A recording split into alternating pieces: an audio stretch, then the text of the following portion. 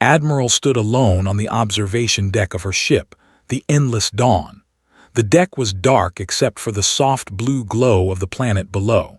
She had turned off the lights because she wanted to see Earth clearly.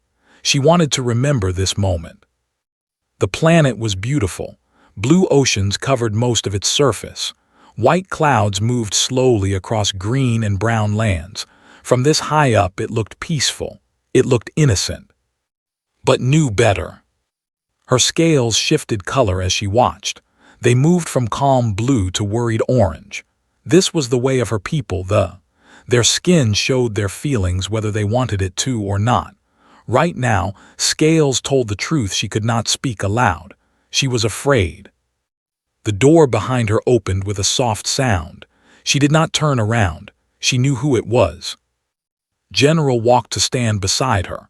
His scales were the dark red of anger and certainty. He had made up his mind long before this meeting, had known he would. "The predictive engines have finished their work," said. His voice was flat and cold. "The results are clear." Said nothing, she kept watching the planet.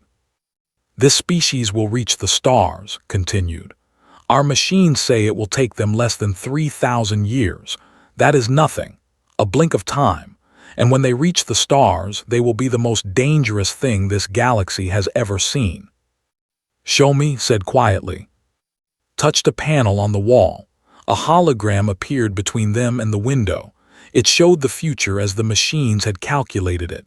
Cities burning, fleets clashing in the darkness between stars, worlds dying. And at the center of it all, the small creatures from the blue planet below. "They call themselves humans," said. "Right now they have just learned to make fire. They live in caves and hunt animals with sharp rocks. They are nothing, but look at what they will become." The hologram changed. It showed humans building, growing, spreading. They moved faster than any species that had ever seen. In the projection, they went from caves to cities in what seemed like moments. They went from cities to flying machines, from flying machines to rockets, from rockets to ships that could cross the space between stars. And everywhere they went, they fought.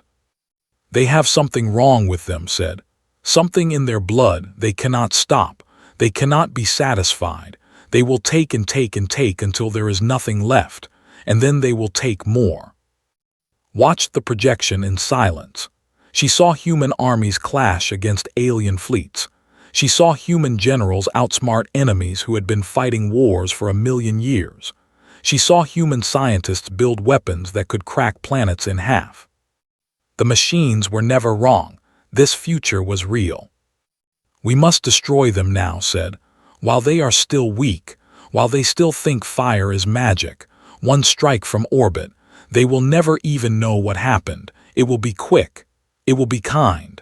And it will save the galaxy from what they will become." Finally turned to look at him. Her scales had shifted again. They were now the pale of deep thought. "Have you looked at them?" she asked. "Really looked?" Frowned. "I have seen the data. That is enough."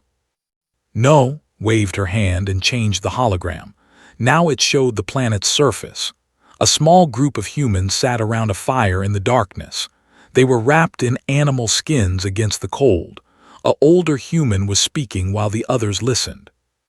"What are they doing?" asked. "Telling stories," said. "Watch." The older human moved his hands as he spoke. His face changed with emotion. The others leaned closer, their eyes wide. A young female human grabbed another's arm in fear. A male human laughed at something the storyteller said. "They pass something between them," said softly. "Not food, not water, not anything you can touch. They pass ideas, dreams, warnings, hopes. They have almost nothing in this universe. They die from the cold. They die from hunger. They die from animals with bigger teeth, but they still tell each other stories." "This changes nothing," said. "They will still become monsters. Perhaps," turned back to the window, "or perhaps they will become something else. The machines show us what might happen. They do not show us what must happen. Admiral, our duty is clear. The safety of the Empire demands. Our duty is to be better than our fears." His voice was suddenly hard. Her scales flashed to command white. "I will not murder children for crimes they have not yet done. I will not punish an entire species for a future that has not yet arrived." Step back. He had served under for 60 years. He had never heard her speak like this. "The fleet will leave this system," continued. "We will seal the coordinates of this planet in the Archive of Mercy. We will mark this species as protected, and we will never speak of them again. The Council will not approve." "The Council will do as I say," finally looked away from Earth. "I have given this galaxy 400 years of service. I have asked for nothing in return. I am asking now. Let these humans live. Let them write their own future. And let us hope that mercy counts for something in this cold universe." Was silent for a long moment. Then slowly he bowed his head. "As you command, Admiral." After he left, stayed at the window for many more hours. She watched the humans in their small fires all across the dark side of the planet. So many lights, so many stories being told. She picked up her personal recording device and spoke into it. "I have looked upon humanity and seen their future. They will burn bright and terrible. But today they are only small and frightened and full of stories. I will not be the one to silence them. Perhaps I am making a mistake. Perhaps I am dooming the galaxy. But I would rather be wrong about mercy than right about murder." She ended the recording and sealed it away. 3,000 years later, humanity would find it. And they would remember. Captain Park did not believe in old stories. She had grown up on a colony world where survival mattered more than dreams. Her mother had worked in the oxygen factories. Her father had died in a mining accident when she was 6. There was no room in her childhood for fairy tales about guardian spirits or hidden protectors watching over humanity. She believed in things she could see, things she could touch, things she could calculate and measure and prove. Now she stood on the bridge of the horizon's edge, staring at something that made no sense at all. "Run the translation again," she ordered. Lieutenant worked at her station. Her fingers moved quickly across the controls. The young navigator had found the signal 3 days ago, buried in the background noise of an empty region of space. At first, they had thought it was just an echo from some old human probe, but the more they studied it, the stranger it became. "Same result," Captain said. Her voice was quiet with wonder. "The language structure is definitely constructed. Someone made this, and the dating puts it at approximately 3,000 years old." 3,000 years ago, humans had been living in caves. Walked closer to the main screen. The signal had resolved into a pattern now. Numbers, coordinates, and a phrase that repeated over and over in different mathematical formats, as if whoever sent it wanted to make absolutely sure it would be understood. "The children of Earth." "Someone knew about us," said Doctor. The ship's expert on alien cultures stood near the back of the bridge, her arms wrapped around herself. "Before we built our first city, before we invented writing, someone was watching our planet and they called us the children of Earth." The bridge crew was silent, could feel their fear. It was the same fear she felt herself, cold in her stomach like swallowed ice. Humanity had been exploring space for 600 years. In that time they had found many alien species. Some were friendly, some were not. But all of them had been discovered after humanity reached the stars. The idea that someone had found humanity first, had watched them when they were helpless, had given them a name. "We follow the coordinates," said. Her first officer, Commander No, stepped forward. He was an older man with hair and careful eyes. "Captain, we should report this to command. Let them decide." "No," cut him off. "Whatever is at those coordinates has been waiting 3,000 years. I will not make it wait any longer." The journey took 3 weeks. 3 weeks of the crew speaking in whispers. 3 weeks of lying awake in her cabin, staring at the ceiling, trying to understand what they might find. 3 weeks of running the signal through every translation program they had, looking for new meaning. On the last day, came to his cabin. I have a theory, the scientist said, about who might have sent this. Invited her to sit. She poured tea for both of them, an old habit from her mother. My grandmother used to tell me stories, said, wrapping her hands around the warm cup. Old Korean stories about mountain spirits and ancestor guardians, beings who watched over humanity from afar, who protected us when we were too weak to protect ourselves. Those are myths, said, tales for children. Yes, but myths come from somewhere. Looked up at her captain with strange intensity. Every human culture has stories like this, every single one. What if they were not just stories? What if, a long time ago, something really did protect us? And what if the memory of that protection became the myths we told around our fires? Did not answer, she did not know what to say. They found the Archive of Mercy, orbiting a dying red star. It was massive, a station built from materials humanity had never seen before. The outer hull was covered in strange markings, words in a language that had been dead for thousands of years. Most of the station was dark. The power had failed long ago, but deep in its heart, emergency systems still worked, still protected the data stored within. The crew wore suits and carried lights as they explored the cold hallways. Frost covered everything. Their breath made clouds in the thin air. Found the central archive first. Captain, she called over the radio, you need to see this. Came. She stood in a vast room filled with screens that still flickered with faint light. Each screen showed a different planet, a different species, names and dates and notes written in the alien language. And one screen showed Earth. Worked for hours to access the data. When she finally broke through, she found records that changed everything. The Empire, the observation of primitive humanity, the predictive engines and their terrible warnings, the debate about whether to destroy the blue planet and its dangerous inhabitants. And then at the end, a single recording.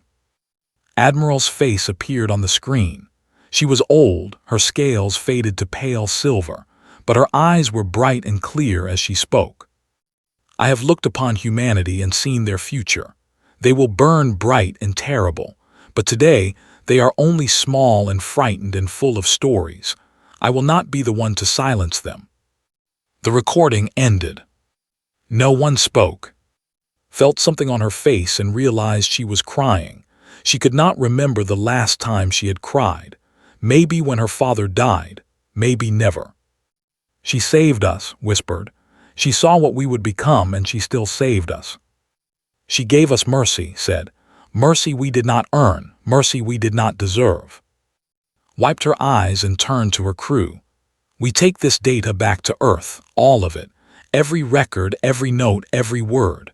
The human race needs to know where we came from. We need to know the debt we owe. As the horizon's edge left the dying star behind, stood alone at the observation window. She thought about her grandmother's stories, about guardian spirits and protective ancestors, about myths that turned out to be history. And she made a promise to the stars. Humanity would remember this mercy, and one day, somehow, they would repay it. Ambassador Shin had spent 20 years learning how to read people. He could tell when someone was lying from the way they held their shoulders.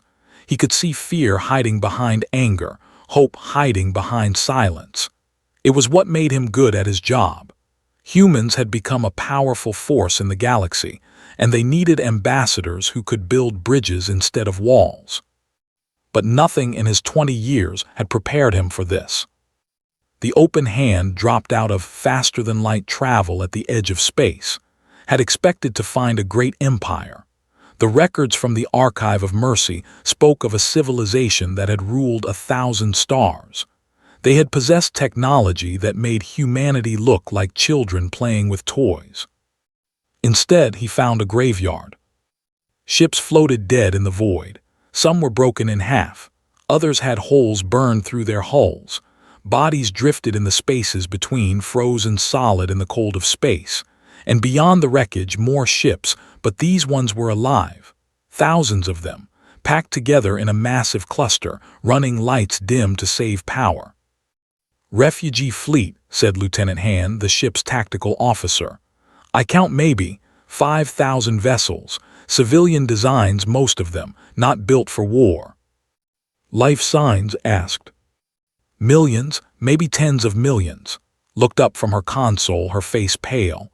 Sir, they're dying in there, power failures, food shortages. These ships were never meant to carry this many people for this long. Closed his eyes. The species that had saved humanity 3,000 years ago. The ones who had shown mercy when destruction would have been easier. This was what remained of them.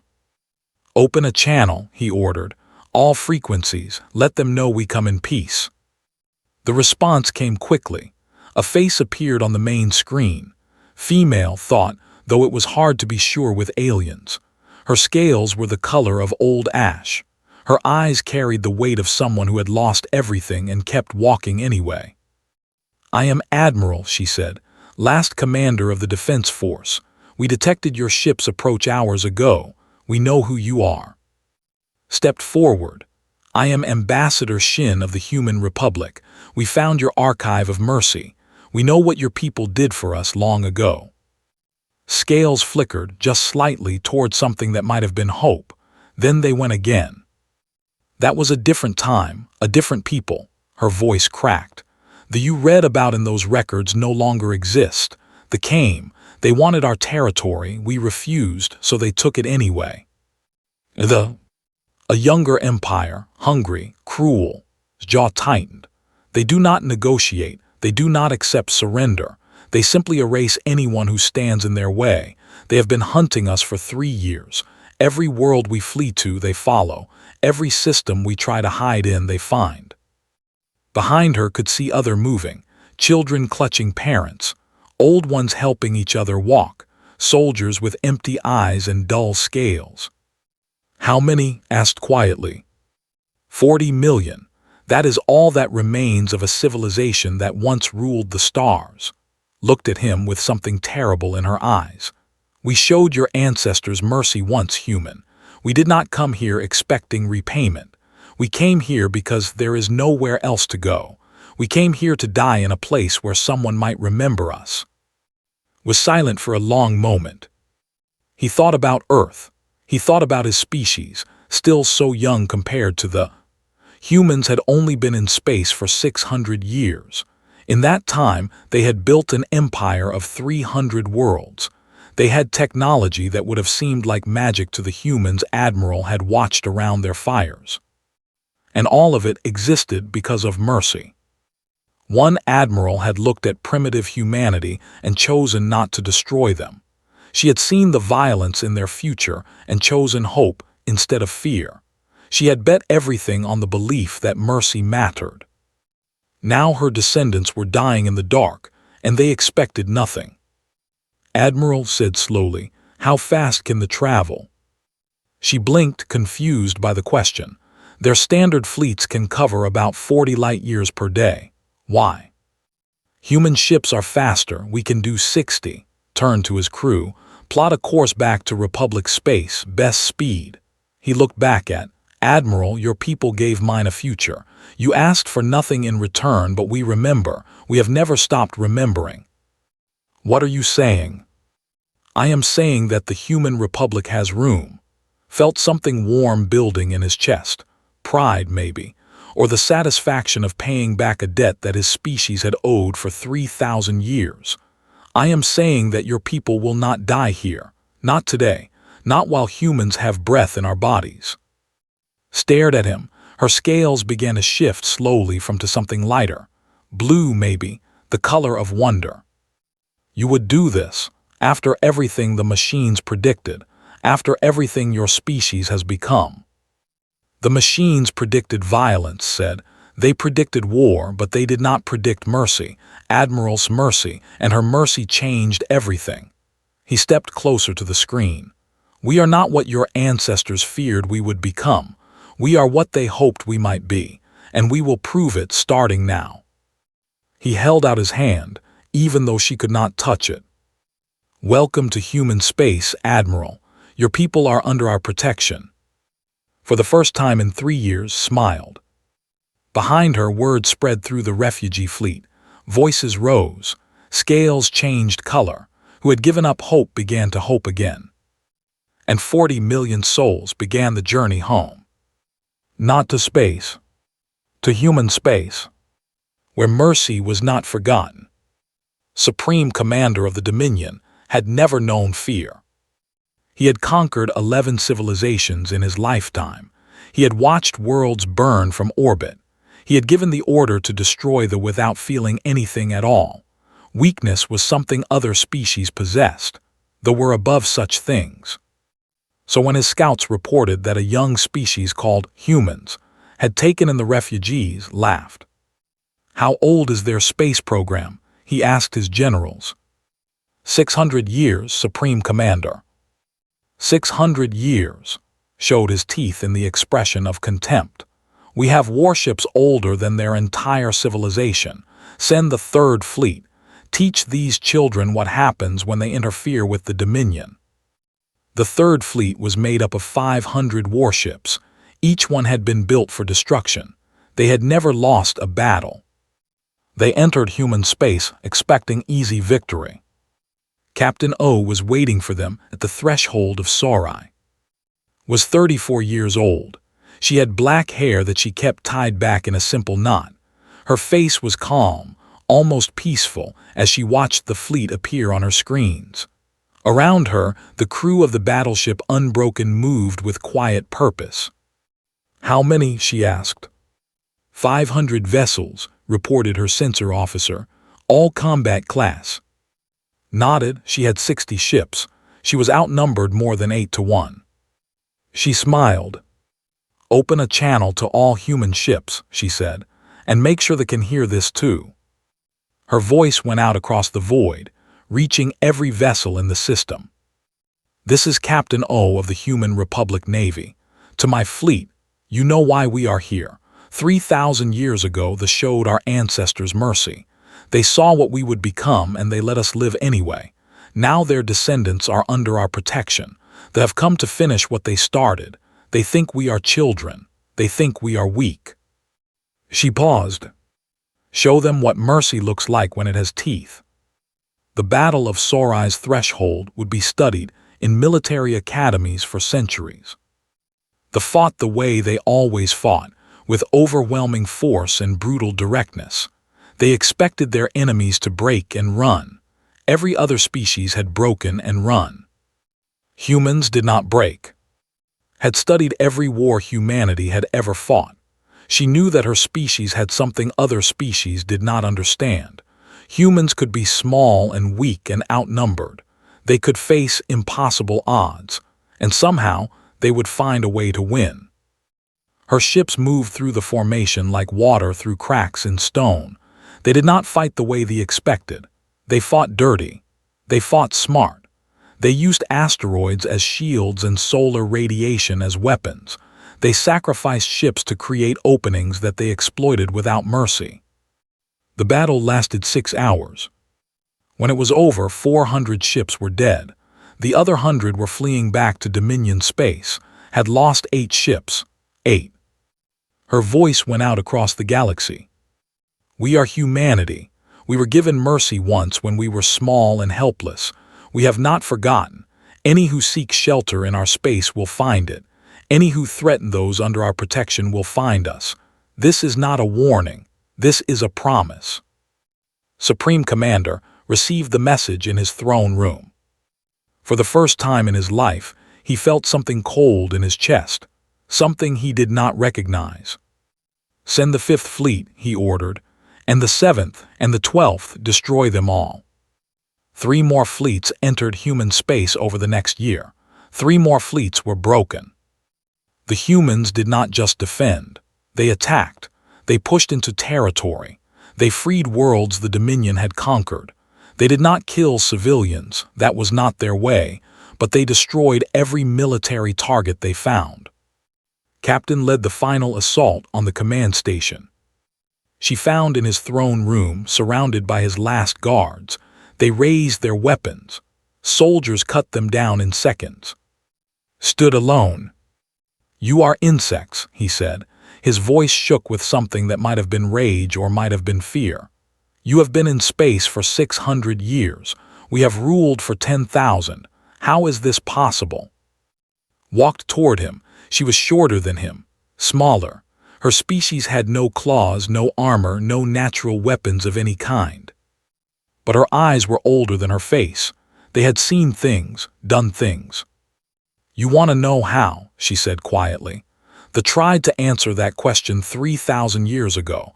They built machines to predict what we would become. And you know what? The machines were right. We became exactly as dangerous as they predicted." She was close to him now, close enough to touch. But the machines missed something. They saw our violence. They saw our war. They did not see our mercy. They did not understand that we fight hardest when we are protecting something, when we are repaying a debt. She reached out and took his weapon from his hand. He did not resist. "Your species believes mercy is weakness. You were wrong. Mercy is a debt, and humans always pay their debts." Was taken prisoner. The Dominion surrendered 3 days later. Humanity did not take their territory. They did not demand payment. They simply made one thing clear: any species that attacked those under human protection would face the same fate. And across the galaxy, species that had lived in fear began to hope. Because the humans were something new. Something the universe had never seen before. Mercy with teeth. The Treaty of New Dawn was signed on the anniversary of humanity's first journey faster than light. President Moon had chosen the date carefully. She wanted the galaxy to understand something important. Humanity had not always been powerful. There was a time when they could not leave their own planet, a time when they were small and weak and alone, a time when mercy was the only thing that saved them. Unity Station hung in orbit around a young yellow star, not unlike Earth's sun. The station was the largest structure humanity had ever built. It had taken 10 years and the cooperation of a dozen species. Inside, there was room for millions. Outside, ships from 30 different civilizations floated in perfect formation. Stood on the observation deck watching the ships arrive. She was 57 years old. Her hair was going at the temples. She had been president for 12 years, and every one of those years showed in the lines on her face. But her eyes were bright. Today was a good day. "They are still coming," said a voice beside her. Turned to see elder of the admiral had aged in the years since had found the refugee fleet. Her scales were lighter now, faded to soft silver, but she stood straight and proud. "How many?" asked. "Representatives from every species in the Archive of Mercy's voice held wonder. Every species the old empire chose to spare. Some of them we had forgotten even existed, but they remembered us. They remembered the mercy we showed them, and when they heard what humanity had done." She trailed off, looking out at the gathered fleet. Understood. The Archive of Mercy had contained records of hundreds of species, small civilizations that they had discovered over thousands of years. Each one had been spared, just like humanity. Each one had been given the chance to grow and survive. And now they had come together. "They are calling it the Covenant of Dawn," said. "A new alliance, not based on power or fear, based on mercy, based on the idea that every species deserves the chance to become what they might be." Smiled. "It is a good name. You humans have done something remarkable." Turned to face the president. Her scales shifted to deep blue, the color of respect. "We gave your ancestors mercy 3,000 years ago. We expected nothing in return. We simply hoped that someday, somehow, it might matter." "It mattered," said. "More than we ever dreamed." Looked back at the fleet. "You did not just save us. You showed the galaxy a new way. For thousands of years, the rule was simple: the strong take from the weak. That was how empires worked. That was how survival worked. But you changed the equation. You proved that mercy could be stronger than cruelty. That protection could matter more than conquest."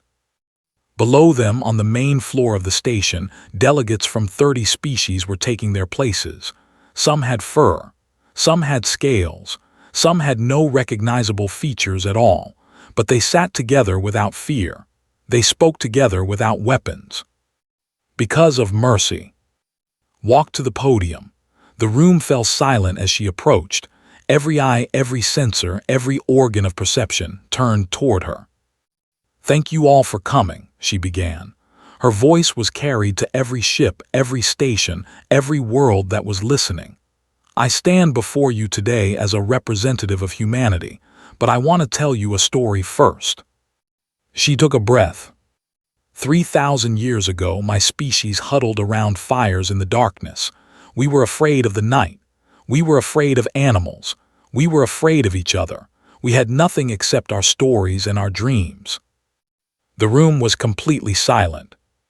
And while we sat in our caves, telling tales of guardian spirits and protective ancestors, a ship passed through our sky. Though they had technology we could not imagine, they had power we could not comprehend, and they had machines that told them exactly what we would become. Paused. The machines said we would be dangerous, violent, a threat to every civilization in the galaxy. The machines said we should be destroyed while we were still weak. It would have been so easy, we never would have known. She looked at.